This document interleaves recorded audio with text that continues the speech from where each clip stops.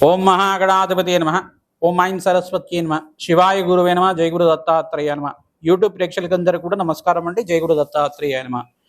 ఈ రోజున మనమంతా కూడా ప్రధానంగా చూసుకుంటే ఈ యొక్క గోచార రీత్యా కేతు యొక్క ప్రభావం అంతా కూడా మే నెల మాసం ఈ యొక్క 18వ తారీఖు నుంచి కేతు యొక్క సంచారం అంతా కూడా సింహరాశిలో సంచారం చేయడం, రాహు అంతా కూడా కుంభరాశిలో సంచారం చేయడం మే నెల 18వ తారీఖు తర్వాత ఆ రోజునే అంతా కూడా ఈ యొక్క గ్రహాల యొక్క మార్పు జరుగుతుంది. కావున ప్రధానంగా ఈ రోజున మనం ఏం తెలుసుకుంటున్నామంటే విశ్వవసన సంవత్సరం వైశాఖ మాసంలో అంతా కూడా కేతు గ్రహ మార్పు అంతా కూడా ఈ యొక్క మేషాది ద్వాదశ రాశుల వాళ్ళకి ఎటువంటి ప్రభావం చూపిస్తుంది, కేతు గ్రహ దోష నివారణం అంతా కూడా చేసుకుంటే విపరీత రాజయోగము, అఖండమైన ఐశ్వర్యం కటాక్షం కలగడానికి, పుణ్యప్రాప్తి కలగడానికి, రాజయోగం కలగడానికి, ధనయోగాలు కలగడానికి కేతు అంతా కూడా మనకి ఏ రకంగా గ్రహం అంతా కూడా దోష నివారణ చేసుకుంటే ధనాదాయాలు పెరుగుతాయి, అధికమైన ఉన్నత స్థితి కలుగుతుంది, విపరీత రాజయోగంతో అష్టేషు ప్రాప్తి కలగడానికి, లక్ష్మీ కుబేర యోగం కలగడానికి ఆస్కారం ఉంటుందో తెలుసుకుంటున్నాం.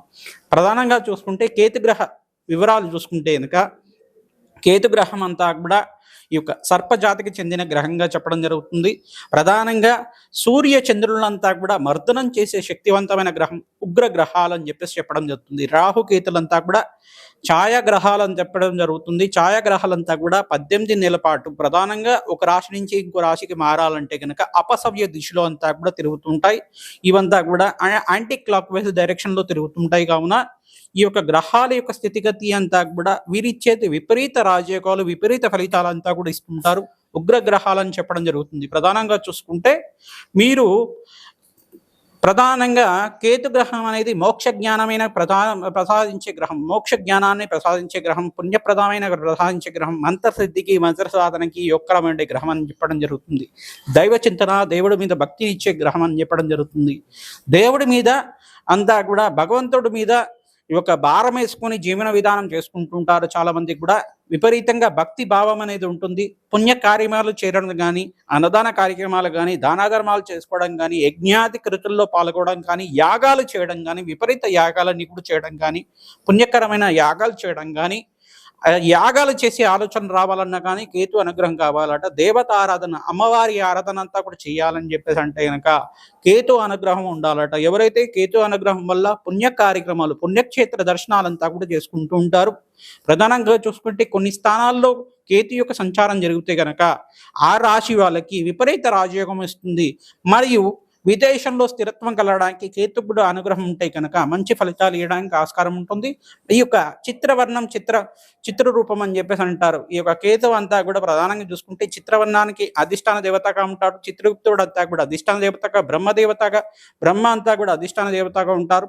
ఈ యొక్క అధిష్టాన దేవతగా ఉంటారు. కావున ప్రధానంగా గణపతి ఆరాధన ఎవరైతే చేస్తూ ఉంటారో గణపతికి అంతా కూడా మోదకాలు, ఉండ్రాళ్లతోటి నివేదన చేస్తుంటారు. కేతుగ్రహ అనుగ్రహం అంతా కూడా శీఘ్రంగా లభిస్తుంది.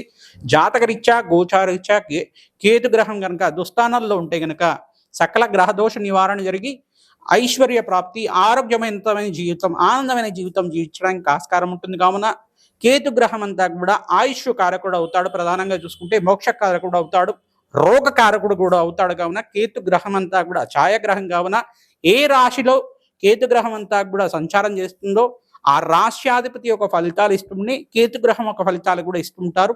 50% రాశ్యాధిపతి, 50% కేతుగ్రహం యొక్క ఫలితాలంతా కూడా ఇవ్వడం జరుగుతుంది. తద్వారా మోక్ష జ్ఞానానికి సాధనగా ఉంటుంది. కావున పుణ్య కార్యక్రమాలు ఆచరించుకుంటే కనుక యజ్ఞాది క్రియలు కానీ, గోమాత సేవ చేయడం కానీ, అన్నదాన కార్యక్రమాలు చేయడం కానీ, ఎవరికైనా జల సమర్పణ అంతా కూడా చేయడం అంటే చలివేంద్రం లాంటి పెట్టడం కానీ, ఇటువంటి అన్నదానం కానీ, విద్యాదానం కానీ చేసే వాళ్ళకి, పుణ్య కార్యక్రమాలు ఆచరించుకునే వాళ్ళకి అఖండమైన రాజయోగం కలుగుతుంది. కేతుగ్రహం వల్ల దేవుడి యొక్క అనుగ్రహం శీఘ్రంగా కలుగుతుంది. కావున ఈ ఫలితాలు అందరూ కూడా చెప్పడం జరుగుతుంది. ప్రధానంగా మేషరాశి వాళ్ళకి ఎటువంటి ఫలితాలు వస్తాయి, కేతుగ్రహం అంతా కూడా సింహరాశిలో సంచారం చేయడం వల్ల ఎటువంటి ఫలితాలు వస్తాయో అది మంచిది. ఓకే. మకర రాశి వాళ్ళకి ప్రధానంగా విశ్వవసన సంవత్సరం వైశాఖ మాసంలో మే నెల 18వ తారీఖు రోజున రాహు కేతు మార్పు అంతా కూడా సంభవిస్తుంది. ప్రధానంగా చూసుకుంటే రాహు అంతా కూడా కుంభరాశిలో సంచారం చేయడం, ప్రధానంగా కేతు అంతా కూడా సింహరాశిలో సంచారం చేయడం ప్రధానంగా యోగకరమైన గ్రహాలుగా చెప్పడం జరుగుతుంది.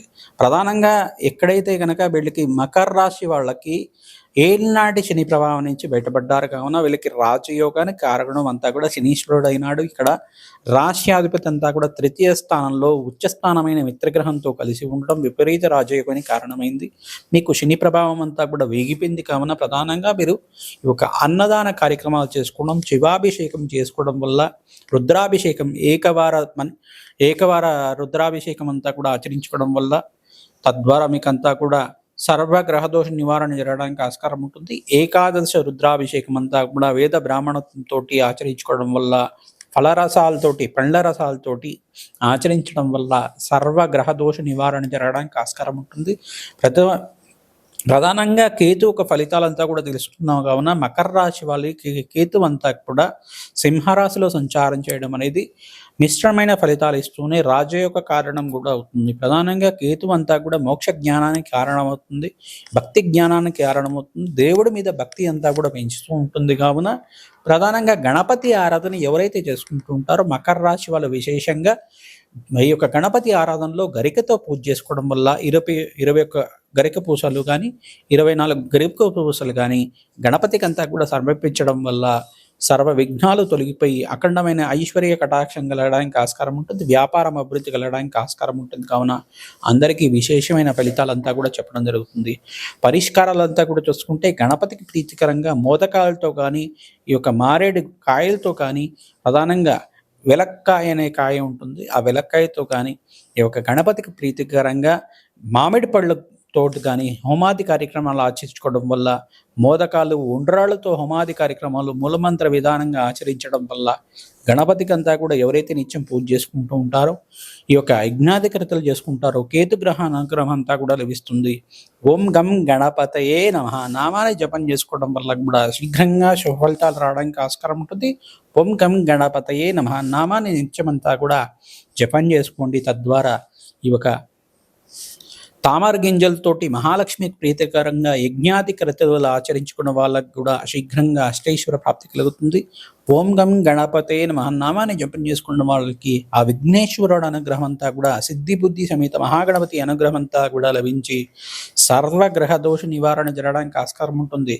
గోమాతకంతా కూడా పచ్చిక తెలకపిండి అంతా కూడా పెట్టడం వల్ల కూడా శీఘ్రంగా అఖండమైన రాజయోగ కారణమవుతుంది. దత్తాత్రేయ ఆరాధన చేసుకోవడం వల్ల కూడా జయ గురు దత్త, శ్రీ గురు దత్త, శరణం మమ నామాన్ని జపం చేసుకోవడం వల్ల సర్వగ్రహ దోష నివారణ జరగడానికి ఆస్కారం ఉంటుంది. ప్రతినిత్యం కూడా పెసర్లు దానం చేయడానికి ప్రయత్నం చేయండి. మకర రాశి వాళ్ళు ప్రధానంగా శుక్రుడికి ప్రీతికరంగా బొబ్బర్లు దానం చేయడానికి ప్రయత్నం చేయండి. ఈ యొక్క సర్వగ్రహ దోష నివారణ జరుగుతూ ఉంటుంది. మీరంతా కూడా తైలాభిషేకం ఈ యొక్క శనీశ్వరుడు ప్రీతికరంగా అభిషేకం చేసుకోవడం వల్ల జన్మజాతకంలో శనీశ్వరుడు ఏమన్నా దోషకారిగా ఉంటే కనుక సర్వగ్రహ దోష నివారణ జరగడానికి ఆస్కారం ఉంటుంది. ఉలవలంతా కూడా కేతు గ్రహానికి ప్రీతికరంగా బ్రాహ్మణత్వం అంతా కూడా దానం చేయడం వల్ల, గోమాతకి నానబెట్టి ఉలవలంతా కూడా పెట్టడం వల్ల కూడా సకల గ్రహదోష నివారణ జరగడానికి ఆస్కారం ఉంటుంది.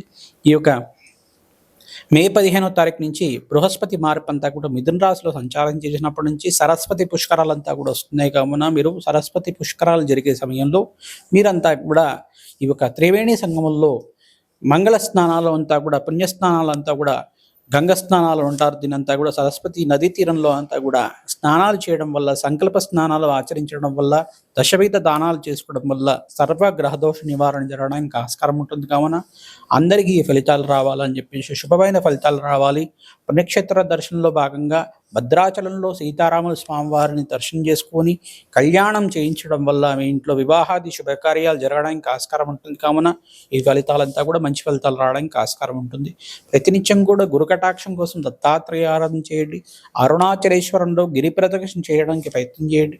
ఓం అరుణాచలేశ్వరాయ నమః నామాన్ని జపం చేసుకుంటూ ఉండడం వల్ల జన్మాంతరమైన మహాపాతకాలంతా కూడా పోయి అఖండ రాజ్యయోగానికి కారణమవుతుంది. కావున దేవీ సూక్త పారాయణ కానీ, దుర్గా సప్తసతి పారాయణం కానీ, అమ్మవారికి ప్రీతికరంగా దుర్గాయే నమః నామాన్ని జపం చేసుకోవడం వల్ల, వేద బ్రాహ్మణత్వంతో దుర్గా సప్తసతి పారాయణం చేయించడం వల్ల జన్మజాతకంలో సకల గ్రహదోష నివారణ అంతా కూడా పోయి ఈ యొక్క కేతు గ్రహానుక్రమం రాహు గ్రహానుక్రమంతో విపరీత రాజకంతో విదేశంలో స్థిరత్వం యోగకరంగా ఉంటుంది. వ్యాపారం ఈ యొక్క విస్తారం చేసుకోవడానికి వ్యాపారంలో అభివృద్ధి కలగడానికి ఆస్కారం ఉంటుంది. కావున అందరికీ పరిష్కారం చెప్తున్నాం. జయ గురు దత్తాత్రేయ.